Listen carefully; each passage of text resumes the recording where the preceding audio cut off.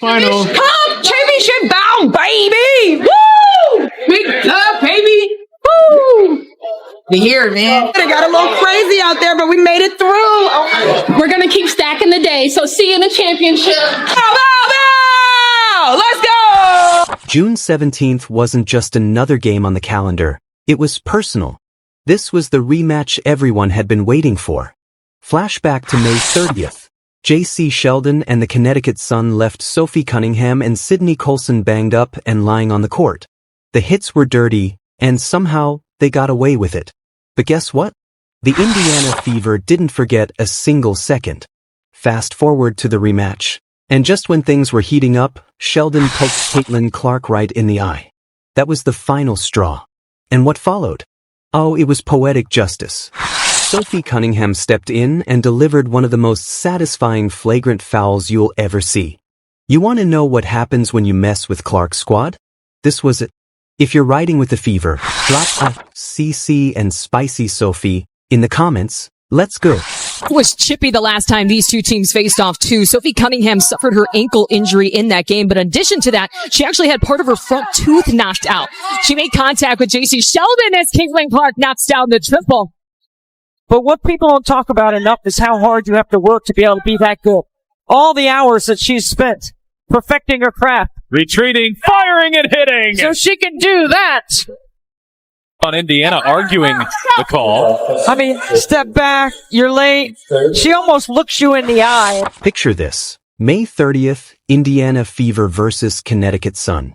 From the start, it felt like the worst possible night for the Fever. At first, everything looked routine, just another regular season clash, two WNBA squads battling for position. But the Sun came out swinging, and it wasn't just tough basketball, it was borderline reckless. From the opening tip, you could sense the tension. The energy wasn't just competitive, it was hostile. When we talk about the physicality for a second, two players on the Indiana Fever got injured last night by the same player on the Connecticut Sun, and that was Jacy Sheldon. And I tweeted about it. She was playing so reckless. I'm fine with players playing aggressive, but there is a thin line between playing aggressive and playing reckless. When you dive for a ball, you don't land on somebody's leg. She landed on top of Sydney Colson's leg, and her leg got stuck and literally twisted around. Both injuries, both Sydney Colson and Sophie Cunningham, were contact injuries. First, it was Sophie Cunningham who went down, and it didn't look like an accident.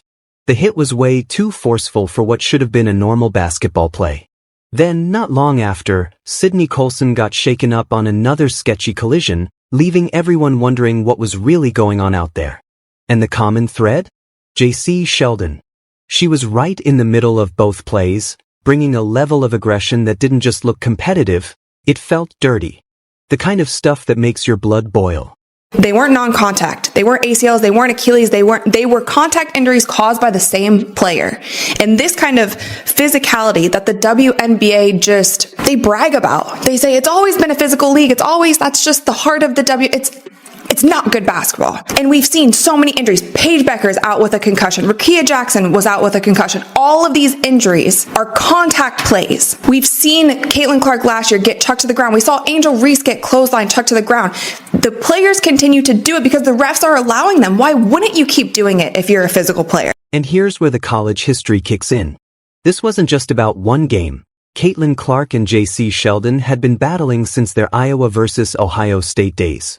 Back then, it almost felt like Sheldon made it her personal job to get under Clark's skin. Every matchup, she was right there, sticking to her like glue, bumping her on screens, and running her mouth during every dead ball. This wasn't just basketball anymore. For Sheldon, it was personal. Her mortal enemy took out a player. Jacy Sheldon.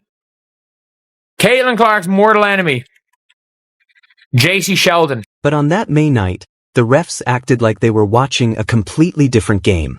Blatant hard fouls? No whistle. Plays that looked downright dangerous? Ignored. Caitlin Clark had to stand there and watch her teammates take hits while Sheldon walked away without even a warning. With every possession, the frustration just kept boiling over. The Fever battled until the end but came up short, 85-83. And the scoreboard wasn't the worst part. They walked away without two key players, Sophie Cunningham and Sydney Colson, both sidelined with injuries that never should have happened if the officials had kept control of the game. This is a reckless play. This is reckless. It is dangerous. And this angle makes it look even worse. It is dangerous. Like, Sid Colson is between her and the ball.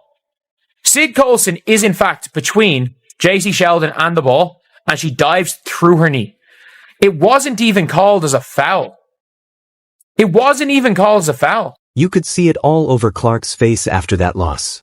The way she glared at Sheldon in the handshake line, the tone in her answers during the post-game presser, it was clear.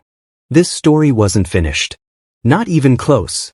The fever stored it all away. Who delivered the hits, who looked the other way, and how the refs let it slide. They circled June 17th on the calendar. And when that day finally came, Clark was back. Fresh off a quad injury, fresh off handing the undefeated New York Liberty their first loss, she was more than ready for Connecticut. It was just her second game back after 3 weeks out, but you could tell she hadn't forgotten a thing. From the moment she walked onto the court, from the way she locked eyes with the Sun players during warm-ups, you knew this wasn't just another game for her.